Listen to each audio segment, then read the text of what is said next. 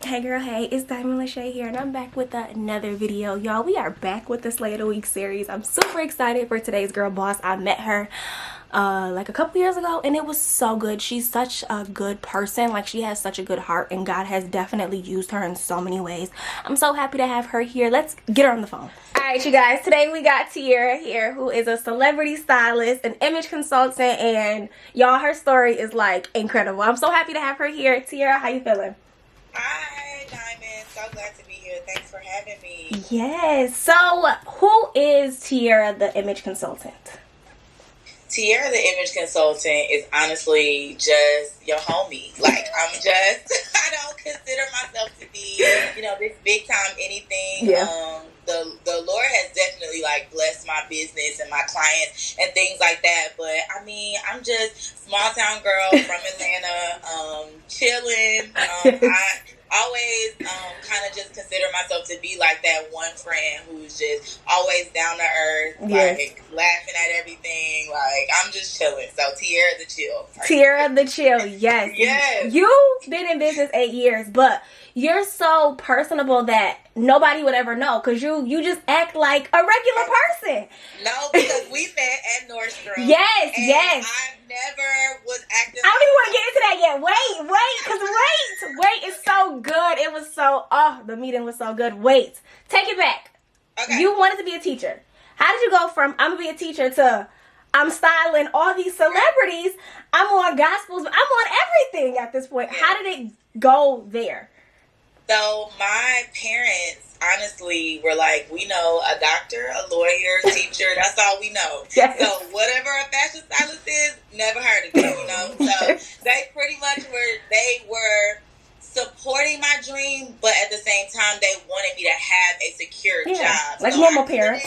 You know what I mean? So I could not necessarily be upset, but I had to show them, okay, I'm gonna try to go to school, but y'all, I really I had this idea to be in fashion. So they kind of were just like, okay, we're gonna give you a year to figure it out. And if you don't figure it out, if we don't see some sort of progress in your fashion, then you're going back to school. So I was like, well, let me get it together. This is it. Work hard. So that's what happened. I went to school and the teacher thing, I didn't even get into my major. I literally was skipping class my freshman year, in the mall, looking at clothes. I know I want to do something in fashion. I just don't know what. So yeah, that's how that happened. Yes. Okay, so you touched on it a little, being from Atlanta, or before, now it's really popular to be a stylist or all these girl boss things. Before, we didn't see people like that. But so how did you even know, who made you want to be a stylist? That's a really good question. I had never seen someone within my community be successful at being a stylist. Because if I did, I would have went for that in the first place. Instead of wasting time. Now I owe Sally Mae money for going to school for the wrong thing. Yes. So if I would have known that up front, I definitely would have done it. It was more, for me, it was about getting it wrong in order for me to get it right. Okay. So I went to school for something else. I love children, but just because I was good at something didn't mean I'm supposed to invest all of this money into this career path because I wasn't going to be happy. So went to school for the wrong thing, realized I wasn't happy, and that's what forced me to start doing research on okay, I love fashion, but I don't know how to work a sewing machine. I don't want to know how to work a sewing machine. No. I don't. Yes. I don't want to be a designer. I don't want to be a buyer. So I'm like, what else is there? And then I came across it one day. I was just doing research. I was still in college at the time. And I was like, celebrities don't dress themselves? I did not know that. I found that out in 2011. Yeah. Because I was young at the time. You see people on TV. Nobody thinks about how they get dressed. No. Came across the career and I was like, I can do that. All we gotta do is put the clothes together. That's it. I don't gotta sew nothing. About it. Yeah. I feel like people think fashion. They're like, oh, you want to be a designer? No, I don't sew. No. So you took a whole different route that I feel like a lot of girls now, it's like we see more people that look like us that are stylists, and they're more, I feel like Instagram makes you more personable because you can see the person behind the clothes. Before you just saw a celebrity, you really don't. They announce so true. they announce their stylist, but it's more so, it was before, it was in magazines, it was online, it wasn't on, we didn't have Instagram, they weren't tagging anybody. So yep. you are showing little girls that look like you that you can do it. You don't have to go be a teacher or a lawyer or a doctor. It's so many other ways, because I know little girls who feel like, well, I can't draw and I can't sew, so I can't do fashion. And it's like, no, girl, it's so many jobs in the fashion industry behind the scenes that nobody talks about. Like, nobody talks about the behind the scenes of fashion. If you're not Anna Wintour or one of these big old designers, you better say that. Okay. Literally. So you were in college when you discovered that you wanted to be a stylist. What advice do you have for little girls to, not even little girls, because I feel like your purpose comes at any age. What advice do you have for someone who maybe in her 20s and feels like, I don't know what it is that I want to do? How do you discover your purpose in an Instagram-filled world right now? Yes. I honestly think you discover your purpose by thinking about, what do you go to bed thinking about? What do you wake up thinking about? What are you naturally good at? You don't have to go to school for this thing. You don't need to take any classes, but it's that one thing that you can just do without thinking too much about it. Normally, your purpose flows so easily, like you miss that's your purpose because you think you got to go to school and get some sort of degree.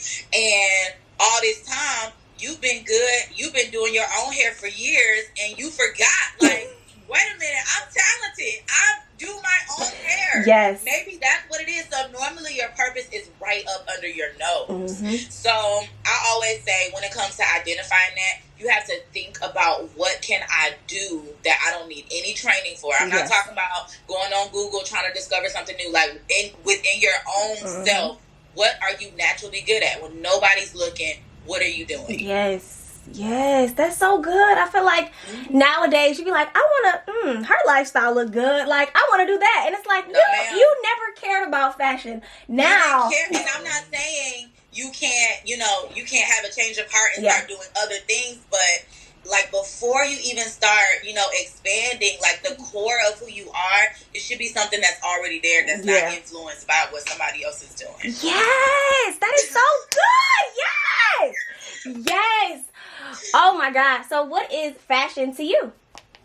Fashion to me is about what you do with it. I think I love being a stylist because we can all get dressed. We can all put together what we want to put together, but it's just about how you wear it. I am the bridge between what you see in the store and making you want to take it home. Yes. Like, just because you see it in the window don't mean you're going to buy it. It's how is it styled in the window. Yes. That's what's going to get your attention. So I am literally the bridge to make people want to buy things. That's what fashion is for me. I make it make sense for everybody.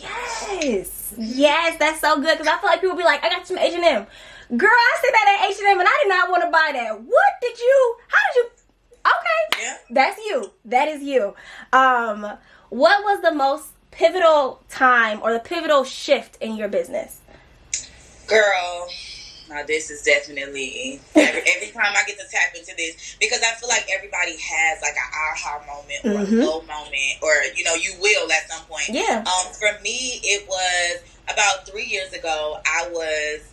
This was probably when I started working at Nordstrom. I took some time off from my business, and I decided that, I needed to give myself a reality check, because I was going, and wasn't making any money. Like, why am I struggling to pay bills? And I'm posting all these A-list celebrities. Yes. So that low moment for me was, why am I so gung-ho on being in the mix that I'm not making sure my bills and my priorities are taken care of. Yeah. I got so caught up in wanting to get to the next destination, wanting to style the next person, that I wasn't taking care of myself at all. I was willingly taking the shorter end of the stick, and I didn't even realize it, because I had all these followers, I had all these people who were looking up to me, and I just wanted to be able to look like I was working. And girl, that was the worst decision I could have ever made, because it's like you're willingly telling somebody, devalue me, like, hey, Yes. 50 Cent to style you. Like, but I got followers. I got followers. Something to post. You know, like, no. Yes. So that was that moment for me. Like, girl, I had to sit. Well, I didn't even come to that realization by myself. I had a friend who was, girl, the friends that can tell you some stuff about yourself, those are the ones you need to That's a real friend. Girl, my friend was like, yeah, no. Like, I don't even know who you are. And it was, yes. it was hard. You know, I took some time off, started working at Nordstrom, went to counseling. I had to reevaluate my entire flow of business, because if whatever I'm doing is going to devalue me, then I'm probably not doing something right. Yes. You know? So now, after all of that, I can honestly say, like, definitely better, definitely wiser, but I had to take a step back from it for a while. Was it hard letting go? Yes, because I didn't know what it was going to be like when I came back. You know, I mean, you don't know if your clients are going to find another stylist. You have no idea, but I had to detach myself from that, because I hear this about relationships, and people always say, if you let something go and it comes back, you can apply this to any area, and it comes back, then it was meant for you. So and it was meant for you. And it was meant for you. Clearly meant for me. Yes. Yes. I'm so glad, because I don't want to be in these new levels still with, old ways. So God had to remove you to get you right, because had he put everything in your hand right then and there, it would have been gone. It would have been. You know how to handle it. Yes, you touched on that a little bit. So we met at Nordstrom, y'all. Your girl was working, had no idea she was a celebrity stylist. I just seen this girl who came to work looking cute every day and was real cool. She was the home girl. I don't even know, how did I find out you were a stylist? I think someone told, people talk. I was like, she didn't even say she was a celebrity. Like, I was just like, she's a stylist? No, she's not. No, like, who's she style? And I ended up, I think I Googled you, or I don't know. But it was like, you talking about you losing your Instagram. And I was like, oh, this girl is a celebrity stylist. Like, and then you ended up leaving Nordstrom. But what did being in retail teach you? Oh man, I love people already. Being a stylist it's 90% relationship, and it's all about, can you kind of deal with different personalities? All of my clients are different. They all tell me their business, but how do how can I be a well-rounded stylist that they all can trust? So retail, girl, especially Nordstrom, customer service is number one at Nordstrom. You can go there and you are going to get a representative that's going to take their time with you and all of that. So I think that kind of nurtured my customer service skills. And then other than that, I honestly got to learn more just about fashion in general. Like, it was so many brands that I had never heard of. And that I didn't know until I started working there. And as a stylist, it's important, obviously, for me to always stay in the know of brands and things like that. So those were like the top two things I learned at Nordstrom. So many times we get jobs and we get into these things where you're getting good money. You're making really good money, but it's not your dream. How did you not get stuck in Nordstrom? Because I know it's so easy. It's so easy to get caught up in your right now that you're like, girl, I know I want to be a stylist, but this money is good. Like, my checks is good. Like, you get comfortable. So how did you not? I loved and I admired that you left and you didn't care. You didn't care. You didn't even look back. How did you do that? Like, how? Give us the tea. Girl, this is an amazing question. So first off, I had to remember that in order for me to live my dreams, sometimes your reality has to fund your dream until your dream can fund your reality. So I was like, you know what? I know what the ultimate goal is. And Nordstrom was literally a pit stop for me. I was already doing the styling before Nordstrom. So I think it's different if you're just kind of trying to figure out what you want to do and you're already working a retail job. I feel like that's when you can get more stuck. But if you've already seen your career at an all-time high and you know how much money you can be making and things like that, I feel like that's what I had in my head. Like, all right, I'm just trying to stack a couple, whatever. And then I'm going to go back to my job. So that was always in the back of my head. Plus, I don't like being told what to do. It was like, like, I'm going to do it, but I did not. That was the one thing that I was like, man, it's been so long since I've done that. But I will say, you know, there's no way you can try to be a boss if you haven't played all the positions. Yes. So it was definitely like, you know what, I gotta pay my dues. I gotta get it. I gotta. Sometimes, you know, it's okay to just be a player. Yes. You know? I can learn how to be a boss. So. Y'all gotta have that in the back of your mind. Don't forget that end goal. Don't forget, because they might offer you they might offer you a position. They might offer you some more money. And you'll be like, wait a minute, I'm working so hard here. If I'm working hard here, I can go work hard for myself. Like, I don't need it. I don't take it. Because people get stuck and they look up and they 50 and it's like, oh man, I've been at this job for 45 years. Like, yeah, sure have. No, and I think that's the thing. Whenever companies start to move you up in the business, you really will forget about what you have going on. So no, I knew that I was never wanting to get promoted. And I do remember there were some conversations about it because, you know, my position was a rover. So I didn't have a department. Yeah. So I think I was doing pretty well because, I mean, I love people. But I as soon as I heard, like, promotions and then I would have started having to work more hours, I was like, no, I have got to go. I literally walked out of Nordstrom. It was like January 1st of 2019. Yeah. 2019. Because you were working every day. Like, you had got to the point where you were at Nordstrom every single day. And I'm like, to look up and one day you gone? I was gone. That is true. I did not warn anybody.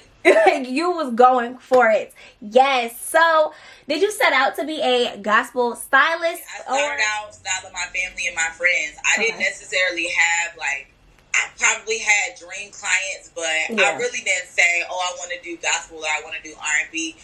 Honestly, I just talked about this in my story the other day.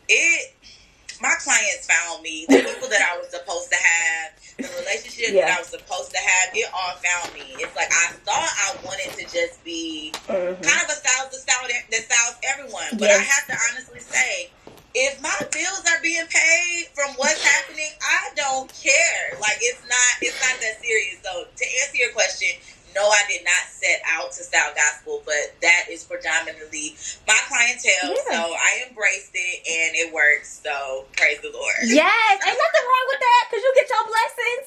But still, sometimes, like, as a creative in general, you want to be well-rounded. You want to be able to show some skin and cover up, like, and be good at both. Yes. So anytime I get to style somebody and I get to show some leg or some boobies, I'm so happy. I'm like, yes. It's not often that I get to do that. So yes. You still can get those other clients. Being a stylist, I just think about, I know I have a personal style. How do you style other people without styling them to look like you? That's a good question. Again, like, it is, being a stylist is about being versatile. So anytime you are styling someone, you kind of have to look at where they already are, see what they've already been doing. I love to ask questions about what's your style inspiration, you know, who do you look up to? And then I also look at their body type because just because you, girl, like, people think when they order the clothing, they get the body that comes on the model. And you don't. Shit to your house. That's not how that happens. So whenever I ask about style inspiration, I like to see, like, are you a curvy girl that's gonna send me a skinny girl as inspiration? Like, just to see where their mind is already. Because if you a curvy girl and you sending me Keke Palmer style, I'm gonna be like, you sure? Like, you know what I mean? You know? So I look at all of that stuff whenever I'm beginning the process, and that's kind of how I shape it. So it's never about what I think is, you know, for myself, but it is all about what I think is flattering for your body before what's cute. Just because you like crop tops don't mean that you can wear them. God done told me that so many times, okay? I be looking on these sites and I be like, oh, that looks good, but the way this gut is set up, this fupa, God don't want that for me, okay? It doesn't work for me. And I be thinking, like, if I get it, but you're right. It has to be flattering.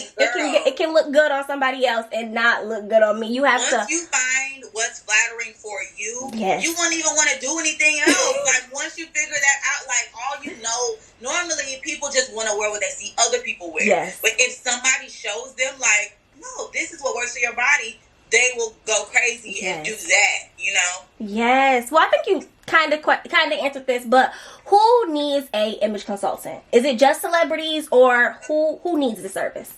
I honestly think anybody who wants to know how to properly dress their figure can use an image consultant, first and foremost. That's anyone. And then obviously people with brands, business owners, and creatives and things like that can definitely use them. So it can be the average working mom who wants to figure out, do I need to wear wide leg pants or fitted pants or, you know, whatever. So it's definitely it's a luxury investment to get an image consultant, but you can only benefit yourself. Yes. Okay, so we got the clothes guide here today.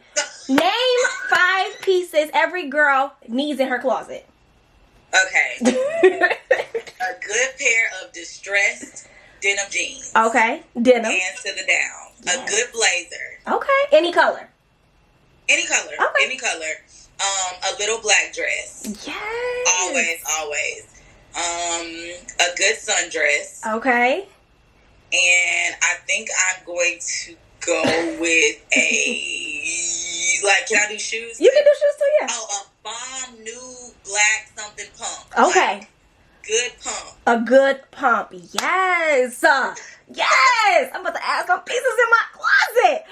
Okay. So I feel like, you know, sometimes we be looking on social media and we see all these high-end luxury designer pieces, and some people can afford more than others. If someone is wanting to get into more luxury pieces, what should we splurge on? I think if you want to start, I always love to transition clients who want to start investing into luxury items into things like their staples. Okay. So kind of whatever I just named. So with shoes and things of that nature, I'm going to go out and get you a bomb Jimmy Choo nude pump, because this is a staple that you probably already have in your closet. So if you have the means to spend money on that, let's replace your staple and get you some shoes that's gonna last forever. So that's the thing I would try to do. So if I was recommending, you know, luxury items to a client, I would go with staples first. Like, before we just start buying random things, like, I would get you a bomb pair of sunglasses, like those types of things. Accessories. Cute flip-flops, like, you know, sandals, like, before we start just getting into just random Valentino dresses. Like, where are you going? You gonna wear that dress a couple times. Let's get a fly crossbody. Like, let's do that type of stuff. Okay, so staples and accessories is where we should start.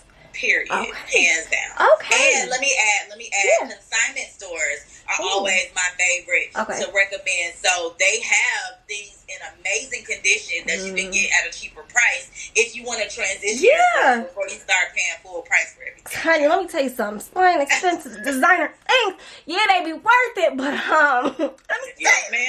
it breaks the bank. Okay, so if you can't buy it twice, don't buy it once. Yes, ma'am. So, on top of all your fashion and styling, baby, you're an author. You are an author. 26 lessons that will never go out of style. Y'all. Oh my God. Y'all, let me tell you, she get you together short and cute. Okay? It be the short and cute quotes that snatch your edges. Honey, this book. Diamond. Yes. Yeah. Oh, no, such a baby. You're such a baby. How did you come up with the idea of such a great idea? I feel like books are, you know, they're normally dragging. Yours is like straight to the point. I'm going to give you these quotes. I'm going to get you together. I'm going to leave you alone. I was trying to come up with something to do for my 26th birthday last year. And I always get all reflective and sappy around my birthday every year. And I'm like, oh, Lord, thank you for another year. So I start thinking about, you know, everything that I've accomplished. And I was like, man, I have learned so much, you know?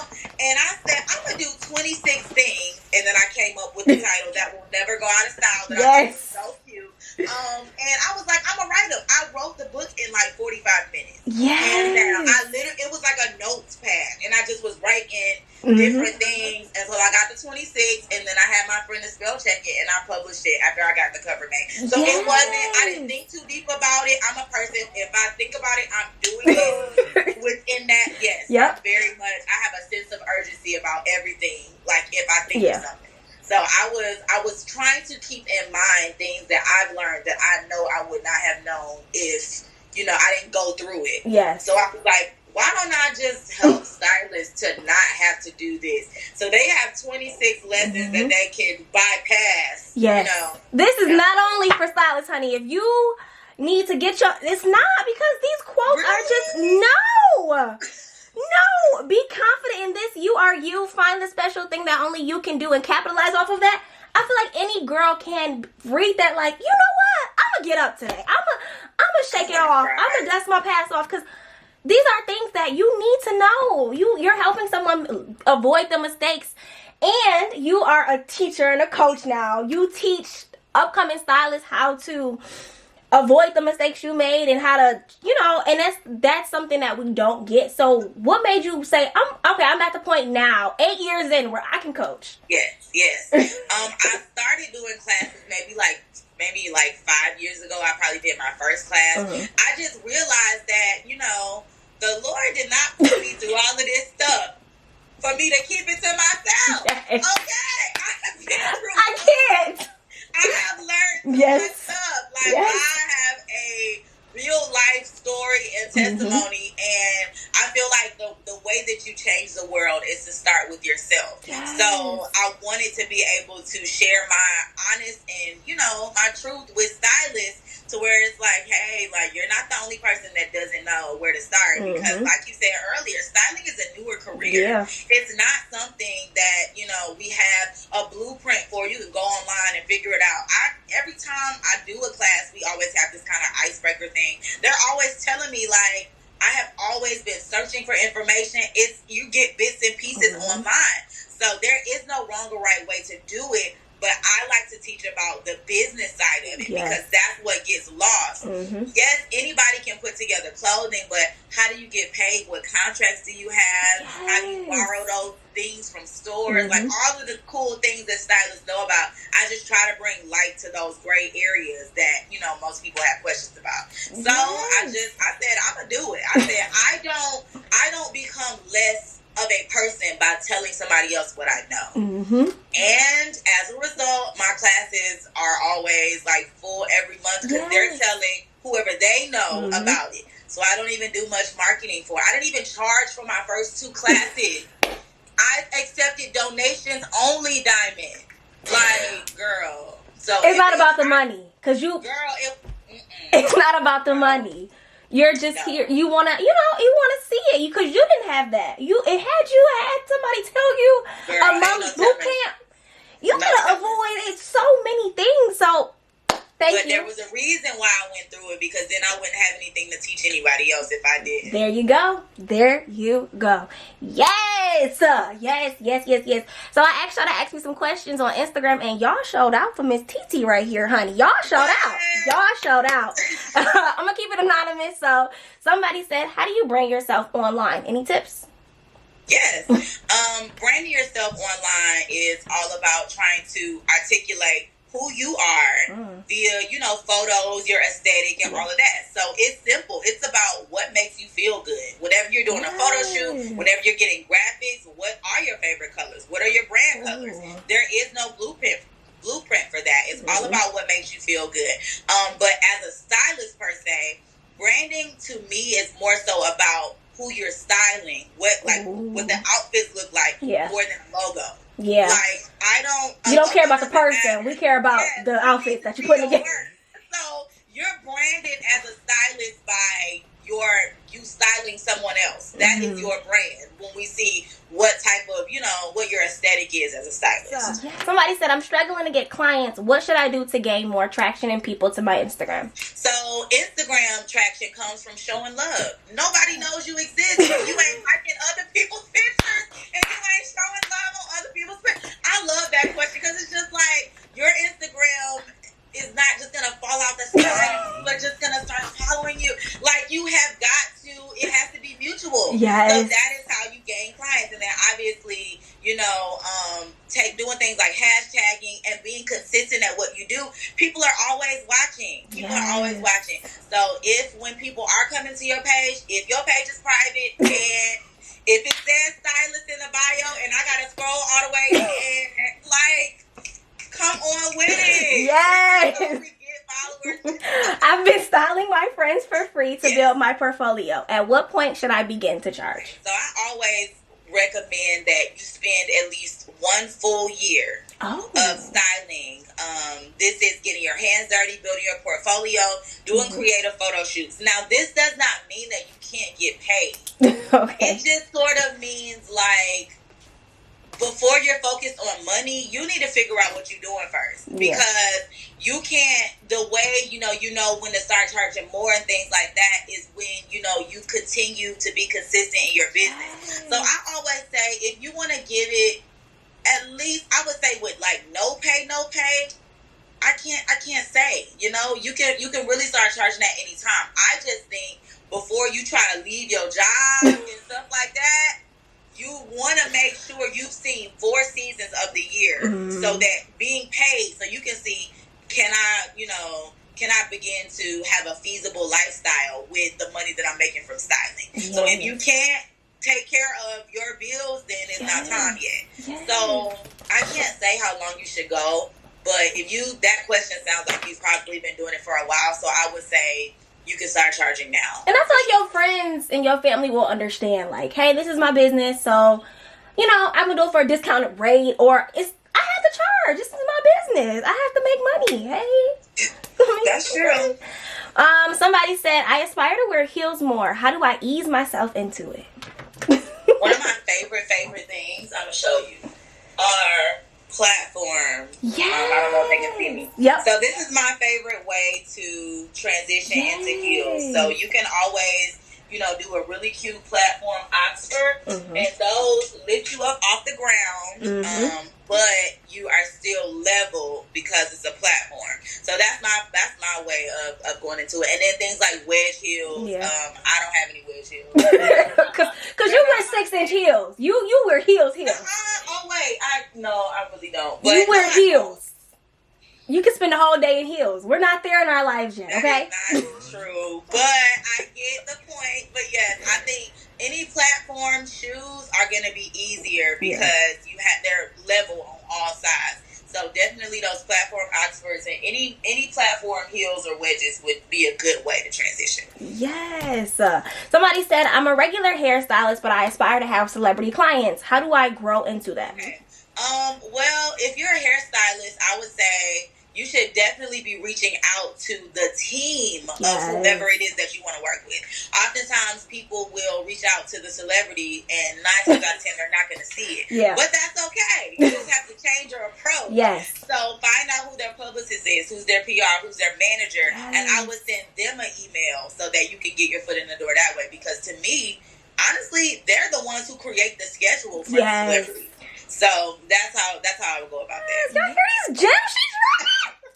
Yes. Yes. Somebody said, I am struggling with switching my style from college student to adult. I want to look sexy without showing too much. What tips do you have? Being sexy without showing too much is to me it's all about less is more. So if you want to do one sexy item, then you can kind of scale it back with how you style it. So, for example, if you are a college student, you probably, love your jeans and things like that. So, take a bodysuit and put it inside of the jeans. The bodysuit is sexy, but the jeans, we all have. So, and some heels. So, that's how you can, transition and things like that. So, take a sexy item and just throw some jeans with it, and it'll probably be super cute. Yes. Somebody said, how do you shop? Quality or quantity? I love fast fashion, but I feel like I'm wasting my money. That is a great question. How do I personally shop? I'm guessing. She didn't say. Okay. I'm guessing. Okay, well, me personally, it really just depends because sometimes I do just need that quick situation that I don't plan on wearing more than today. Yeah. You know what I mean? So it depends on the situation. So I think fast fashion is there for a reason. Nobody goes to, Forever 21 expecting to have that dress forever. So as long as you keep that in mind when you're shopping, I don't think either is bad. But if you want to go ahead and start investing into quality, then by all means, start doing that. Somebody said, what is one of the biggest mistakes that stylists make? One of the biggest mistakes that stylists make, I want to say, it has something to do with the clothing. Like stylists, I heard in the past, buy the clothing for their clients out of the money that they're getting paid. And you I don't shouldn't. know. Because a lot of people think you charge one amount and then you buy the clothes and it's like, okay, well, what are you getting paid with? Like, there's no money left. So that's the biggest mistake.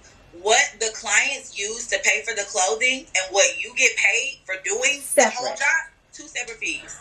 2 separate fees. See, I didn't know that. I thought it was like one chunk and you just take out, maybe I'll spend $200 on clothes and then I keep this. But keep it separate. It's a better way. Now, I do know some stylists will do it where you can pay them, let's say, like you said, $200, and then they will return the clothing, and then that's how they get paid. Oh. My issue with that is, if you get something on it, I'm stuck with it. I can return it. So why would I do that? So that's why that's the thing. But it works for some people. I know some stylists that make their clients sign contracts. Like, if you get anything on it, you have to pay for it. That way, you know. So there's ways to go about it. Yes. But I definitely charge 2 separate fees. Somebody said, can a woman have it all? Dream career and love. For me, asking me. They see you as a celebrity stylist. They think you can you have it all? Shoot. Well, I will be honest. Like, me personally, I think you can. But I'm not currently in a relationship, so I don't know, but I would hope that you can. I just will say, you definitely have to pick one. Like, sometimes it may not work out if you are, you know, in the grinding stages of your business. It depends on if your partner is supporting you and they get it, then it can work. But if not, then there's definitely gonna be like some friction there. Yes, little friction. So I think it's possible. I'm definitely a hopeless romantic. Like, I definitely am with all of that. All the bells and whistles. So I have hope that it will be, because that's basically my life. Yes. So I hope so. Yes. Somebody said, do your clients inspire you? Yes, all the time. My clients inspire me through their music. They inspire me randomly. They'll call me, they'll text me. They're always checking on me. They're always challenging me, Lord knows, to be better, because their brands are always evolving and changing. So it's always inspiring me to, you know, stay on the top of my game. And then behind the scenes, they're just good people. Like, oh my gosh, like, such good people. I'm always asking questions that have nothing to do with fashion. Like, how do you manage your money? Or, like, you have a, you know, like, all this type of stuff. So I'm definitely always trying to soak up as much information as possible, because my clients are significantly older than me. I only have a couple clients that are, like, around my age, but I style a lot of older people. Somebody said, how do you tell clients no, or do you tell everyone yes? That's a good question. I mean, no, it depends. Like, if someone is reaching out and I can't do it, then, I mean, obviously that's easy. I would just apologize, like, there's a mix-up, or, you know, I'm already booked. But if I'm telling a client no, I wish they would have given them more. Like, like, you don't like the client, or, like, why am I saying no? Right, like no, like, they can't wear something. I mean, telling my clients no, it gets easier when you have a relationship than in the beginning. You know, I'll say that. Yes. Lastly, somebody said, what is the best part about being a celebrity stylist? The best part about it is definitely gaining real life relationships with them, because, you know, you won't be close to everybody, but when an organic relationship kind of forms out of a working relationship, it's just so dope. Sometimes I really have to pinch myself when I'm talking to them off the record. Like, I'm just on the phone, like, I posted a screenshot the other day on my story, because I was in Nashville, and CeCe Winanas lives there, and I wasn't able to we weren't able to physically meet up, but we were still on FaceTime, and I was just like, this is good. You know what I mean? Like, I am on FaceTime with CeCe Winanas. Like, how? I don't even know. So every now and then I'll take a moment, like, this is really my life, or I'll be scrolling through my contact list, like, I really have such a such phone number. So that is the cool thing about it all, more than anything. Yes, I'm gonna do a quick this or that, and I'm gonna let you go. So, coffee or tea? Tea. R&B or hip hop? R&B. Wealth or love? Oh my gosh! I think I'm gonna say love. Okay, hopeless romantic. Yes. I forget it. So stop. watch. In a couple years, when she's like married with kids, still styling, we're gonna be like, what the heck? You can have it all. I am receiving all of this. Yes. Are you a morning person or a night owl? Neither, because I don't like to get up early and I don't stay up too late. So I think I'm a midday girl. Catch me at lunch. I'm good. I'm up. Hey. Yes. What final thoughts do you have for the people? When it comes to, finding your purpose and just operating in your gifts, I would say, it's okay. Like, you're not going to get it right all the time. I wish I had someone that encouraged me back then to say, like, you do realize these are growing pains. Like, now I have a testimony to tell other people and to help other people. So, it's okay. That's literally all. Those are my final It's thoughts. okay. Like, it's okay. Like, there's a tomorrow. Like, I know it's hard in that moment when you in that season. You're like, no, it's not okay. Like, this is all that I have. Like, relax. God wouldn't take you this far. Everything He does is for a reason. So He's going. Like, she probably had no idea when she was in that pivotal season. Like, what am I doing? But she can look back now and she can see, like, this is my story. Like, this is my testimony. I can help someone else that feels the same way. Like, God, if God didn't do that for you, you wouldn't be able to inspire all of us. You are so right. You are so right. Yes, so thank you so much for being here. Y'all go grab this book, whether you a stylist or not, y'all. This is gonna be my new reference for 2020, honey. I'm about to be looking back like, what Tiara say today? What can I get from her today? Because it's so good. It's so good. I feel like you keep inspiring us, and you're just a good person. You have a good heart. Most people who, when they make it to their dreams, they don't really care. But you do. You're such a good person. You're such that round the way girl. So thank you so much for inspiring us. Keep slaying these looks, honey. We are living through you. So thank you so much for chatting with me and for sharing your story. I will keep watching you and supporting you forever. Thank you so much. You're welcome. You know what? Go get back to work. I know you're busy. Okay. Bye. Alright, you guys, that does it for my talk with Tiara. She is such a light, like such a good person, such a good heart, and she is really in a season of giving back and sharing what she knows. So if you like this, make sure you like, comment, and subscribe. Leave a comment and let me know how she encouraged you.